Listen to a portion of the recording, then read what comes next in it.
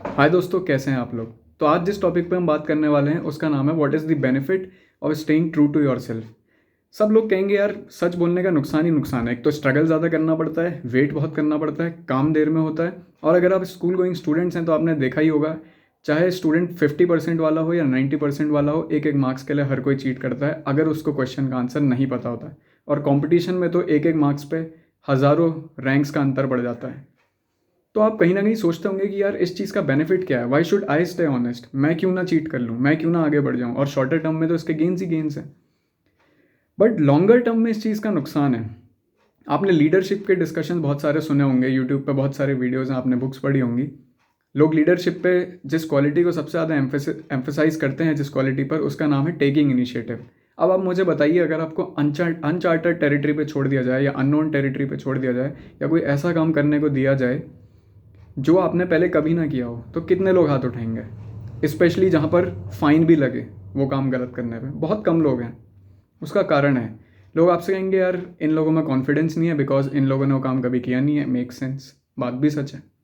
लोग ये कहेंगे यार बिलीफ है, बिलीफ इनका स्ट्रांग नहीं है इसलिए ये लोग नहीं कर रहे हैं। बट इसका रूट कॉज क्या है। लोग जब भी कहीं गड़बड़ होता है ना, लोग उसकी जड़ तक जाते हैं लेकिन अगर कहीं पर कुछ अच्छा होता है तो लोग उसके बारे में सोचते नहीं है कि इस बंदे में अगर ये क्वालिटी है, इसने अगर इनिशिएटिव लिया है तो क्यों लिया है। ये भी तो दूसरों की ही तरह है जिसने कभी ये काम नहीं किया है। तो दोस्तों उसके पीछे बहुत सिंपल सा रीज़न है। वो इंसान अपनी लाइफ में जितना हो सके उतना ऑनेस्ट रहे। ऑनेस्ट रहने का फ़ायदा क्या होता है? ऑनेस्ट रहने का फ़ायदा ये होता है that you are totally self reliant. You know that you are not going to cheat. अगर आपको पता भी चले तो भी आप वही लिखोगे जो आपको पता है। इन दैट केस आप टोटली सेल्फ रिलायंट हो जाते हैं, किसी और पे किसी भी कंडीशन पे निर्भर नहीं रहते। तो अगर सही हुआ तो बहुत अच्छी बात है, अगर गलत हुआ तो आप उसकी पूरी जिम्मेदारी लेते हो। तो लीडरशिप क्वालिटी का जो दूसरा एक बहुत बड़ा एक ट्रिब्यूटरी होती है या जो क्वालिटी होती है वो ये भी है कि इनिशिएटिव लेने के बाद अगर सक्सेस हुए तो आप खुश होते हैं, आपकी टीम खुश होती है, लेकिन अगर फेलियर हुआ तो यू टेक दी ओनरशिप, और वो भी आपके अंदर एक लीडरशिप क्वालिटी बिल्ड करती है। तो आगे से जितना हो सके आप अपने आप से ट्रू रहें, चीटिंग ना करें।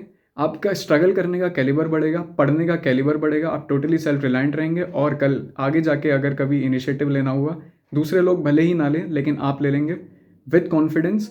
फेल भी हुए तो भी आपका कॉन्फिडेंस शेक नहीं होगा, और अगर सक्सेसफुल हो गए तब तो कुछ कहना ही नहीं है। तो बस यही आज का मैसेज था। अगर आपको मेरा मैसेज पसंद आया हो तो चैनल को लाइक और सब्सक्राइब ज़रूर करें। Thank you.